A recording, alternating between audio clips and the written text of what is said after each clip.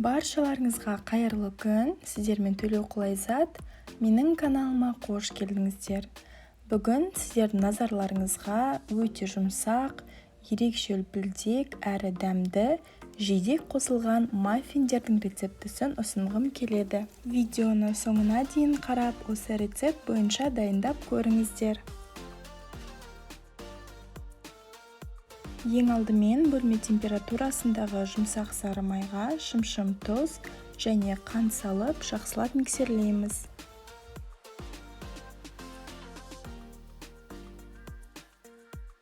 Кейін басқа ыдысқа 3 жұмыртқа, сүт, сұйық май және де ванилин салып, барлығын венчикпен араластырамыз.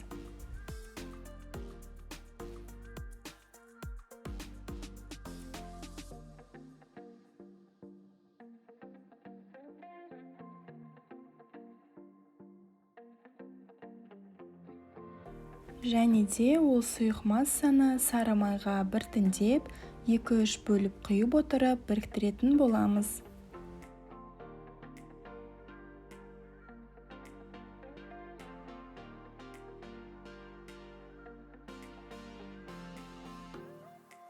Келесі кезекте ұнымыз бен қопсытқышты араластырып, қамырымызға міндетті түрде електен өткізіп қосып миксерлейміз.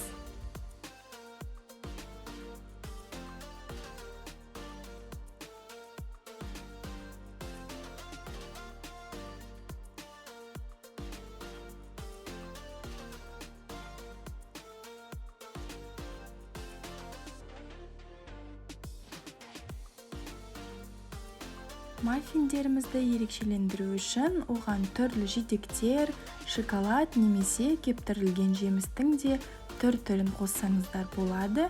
Мен осы жолы көкжидек қостым. Дайын қамырымызды мен осындай формасын жақсы ұстайтын қағаз ыдысқа салып пісіремін. Менде дәл осындай тура 15 дана маффиндер шықты. Сіздерде ондай болмаса, қарапайым силиконды формаларды да қолдана берсеңіздер болады. Маффиндерімізді алдын ала 180 градуста қызып тұрған пеште шамамен 30 минут осылай қызарғанша пісіреміз.